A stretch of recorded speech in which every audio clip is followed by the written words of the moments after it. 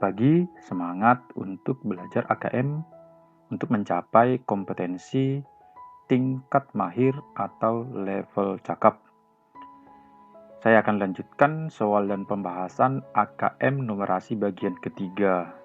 Dan nantinya di akhir saya akan berikan kunci dari soal latihan AKM di part sebelumnya ya, itu di part 2.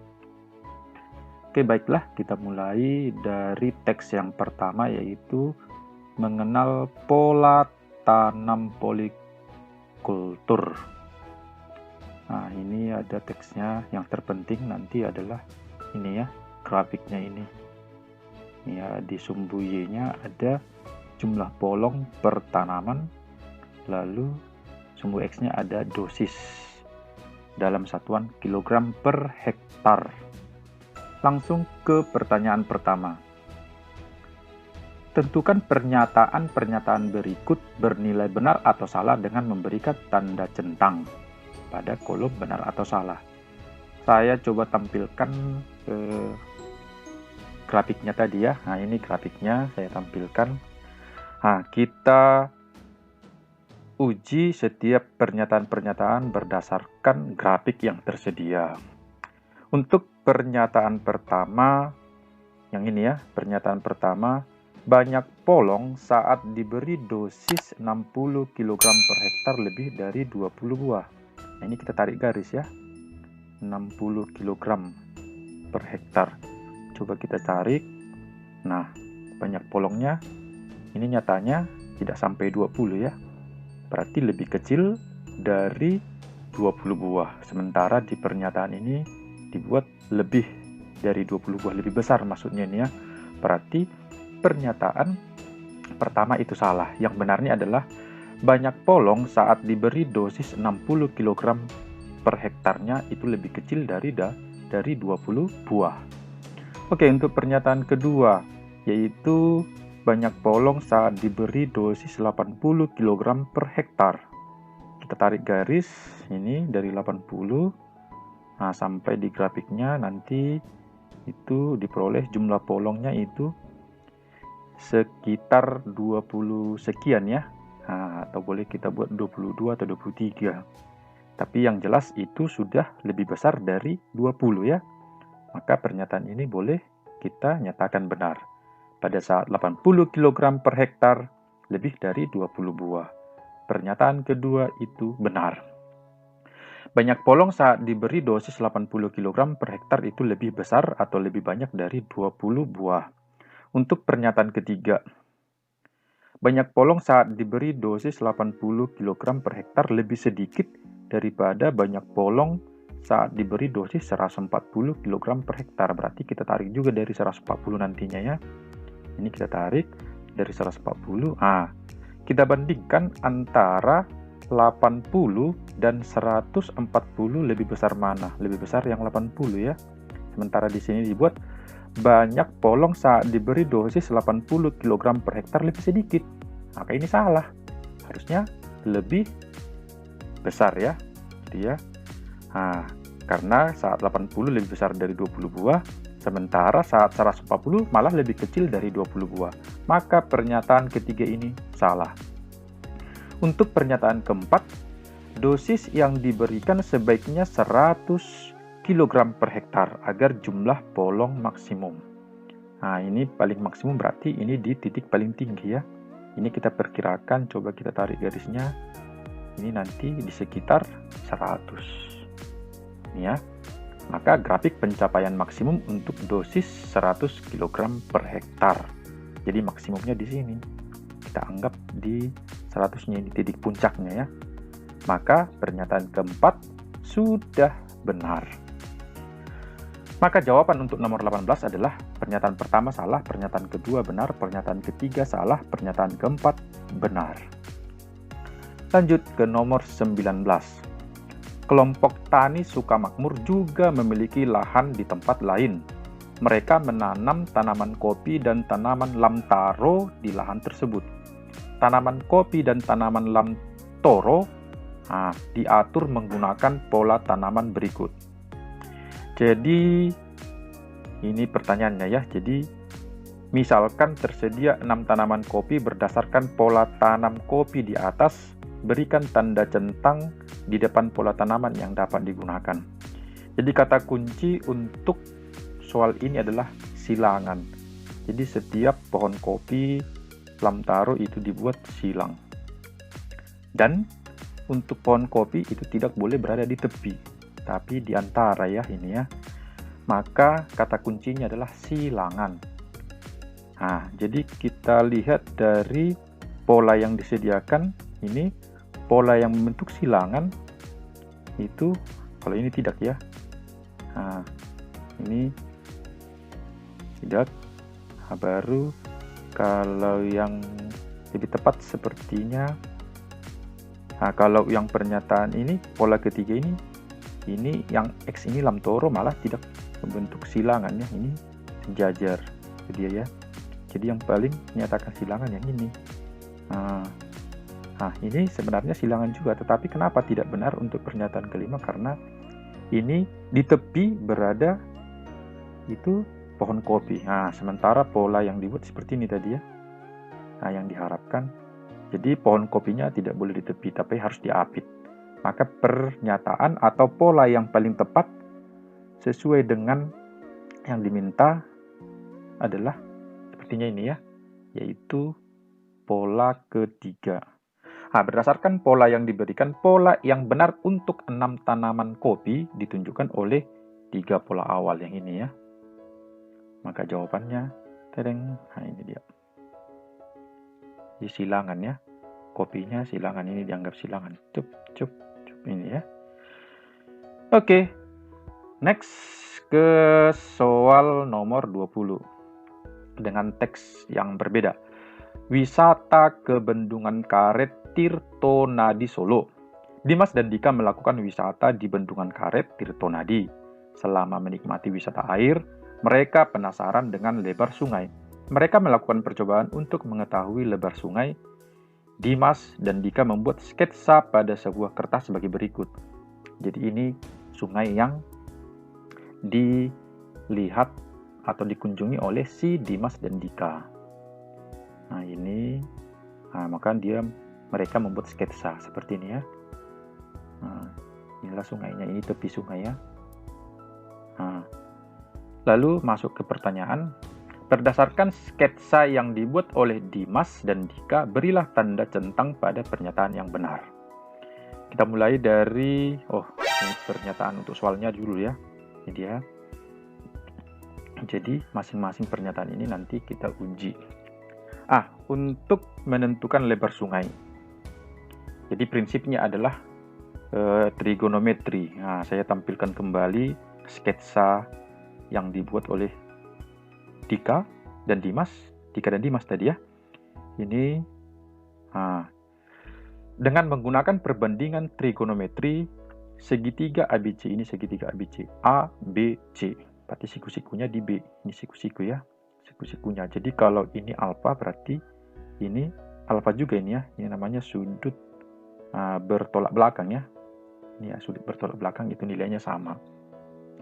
Alfa.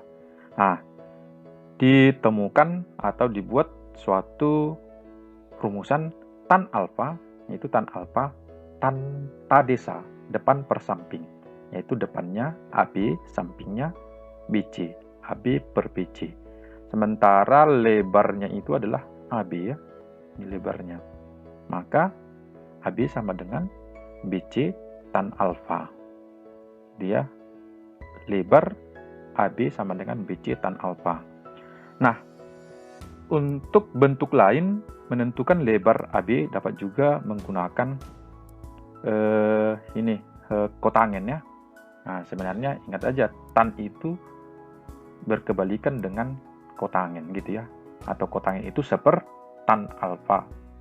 Jadi kotangen berarti kalau ini depan per samping, kalau ini samping per depan jadinya, berarti BC per AB tinggal balik. Nah, sehingga lebarnya kan tetap AB, berarti AB menjadi BC per kotangen alfa, gitu ya, BC per kotangen alfa. Lalu berikutnya menggunakan prinsip kesebangunan, yaitu AB per BC sama dengan DE per CD.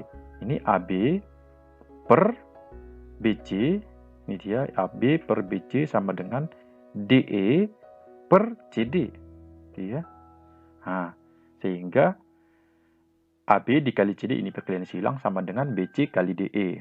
Nah, dengan demikian pernyataan yang benar adalah pernyataan 2, 4, dan 5. Jadi kalau kita lihat ke soal tadinya, jadi yang sesuai dengan pembuktian ini atau konsep trigonometri ini adalah hanya pada pernyataan 2, 4, dan 5. Demikian ya. Lalu berikutnya soal nomor 21.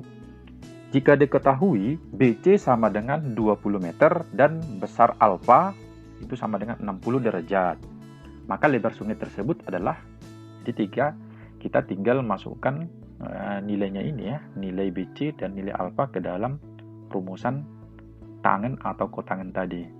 Nah, ini kita kembalikan lagi sketsa yang dimaksud.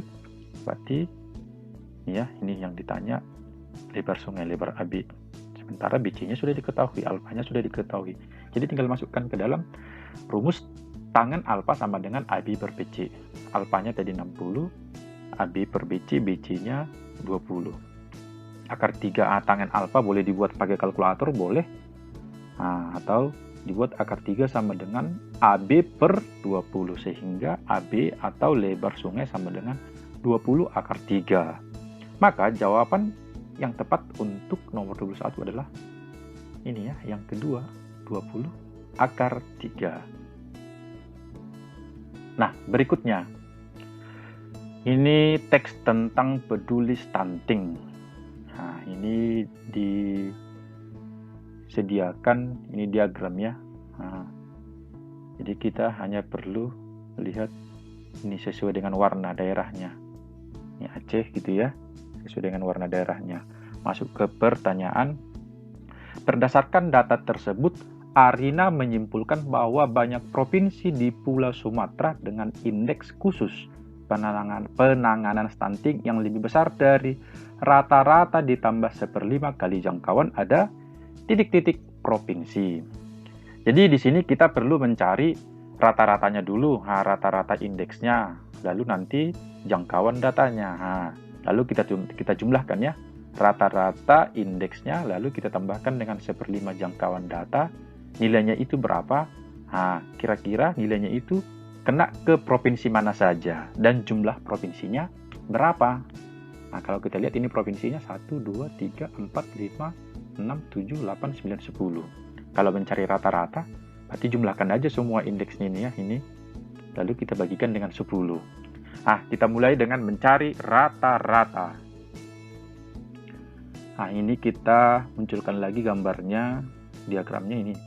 Rata-rata indeks khusus penanganan stunting, rumusannya demikian. Yaitu rata-rata jumlah semua data per banyak data. Jadi kita jumlahkan ini semua per banyak data, itu tadi 10. Karena ada data 10 provinsi. Nah, kita hitung, ini 61,95, tambahkan 58,56, gitu seterusnya. Tambah sampai nanti 62,76, lalu dibagi 10. Sehingga indeks khusus rata-ratanya adalah ini 61,389. Jumlahkan semua ini lalu bagi 10. Nah, lalu berikutnya untuk jangkauan data. Rumusannya demikian. Jangkauan data sama dengan nilai data terbesar dikurang nilai data terkecil. Nilai data terbesarnya dari grafiknya kan boleh kita lihat ini. Terbesarnya ini ya, 64. Hati-hati membaca data. 54,27, yang terkecil ini sepertinya ya.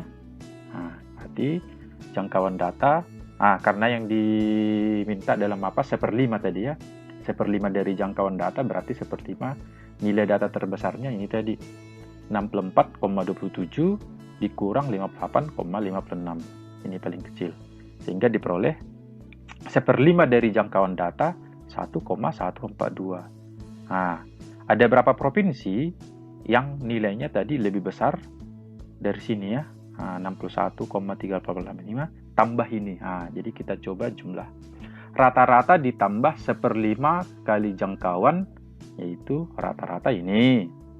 1/5 ini. Jadi hasilnya jadi 62,531. Jadi sebenarnya dari sini provinsi mana saja kah yang lebih besar dari 62,531? Nah, boleh kita lihat ini. Ada provinsi ini ya, provinsi ini sama provinsi ini ya. Nah, jadi kita tinggal lihat penyesuaian warnanya aja.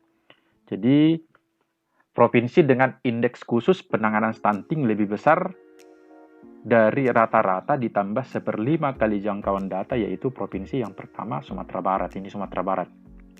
Lalu yang ini ya, ini provinsi Lampung. Lalu satu lagi yang paling tepi kanan ini ya, itu provinsi Kepulauan Riau. Jadi yang ditanya jumlah provinsinya ada berapa? Ya jawabannya 3 provinsi. Kalau ditanya uraiannya provinsi mana saja, Sumatera Barat, Lampung, dan Kepulauan Riau. Gitu ya. Oke. Nah, saya rasa demikian. Jadi banyak untuk part ketiga ini ya. Langsung ke latihan soal. Berikut ada soal. Ini tabel kasus TBC di Indonesia. Ini beberapa kecamatan. Gitu ya. Lalu pertanyaannya ini.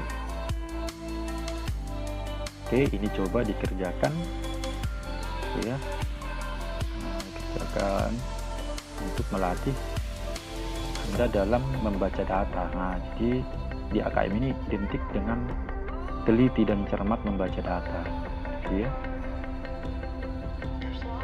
Oke, ini teks berikutnya.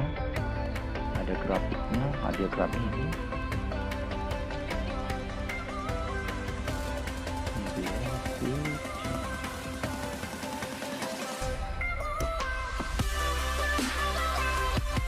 Lalu ada teks berikutnya tentang stadion sepak bola. Pertanyaannya ini. Jadi ada 4 latihannya ya untuk part ketiga. Nah, sementara untuk kunci jawaban di part 2. Jadi soalnya di mana? Nah, tetap saya tampilkan ini ya. Soal yang ada di soal latihan part 2, kuncinya untuk nomor 14 58%. Sementara nomor 15-nya jawabannya adalah pernyataan pertama tidak setuju, pernyataan kedua tidak setuju, pernyataan ketiga setuju, pernyataan keempat tidak setuju, pernyataan kelima setuju. Lalu soal berikutnya dengan kuncinya adalah nomor 16. Dari kasus tersebut berilah tanda centang pada pernyataan yang benar. Yang benar adalah pernyataan pertama dan kelima. Lalu soal latihan yang terakhir di part kedua ini ya, dengan jawaban dia ya, pernyataan ketiga. Oke, baiklah.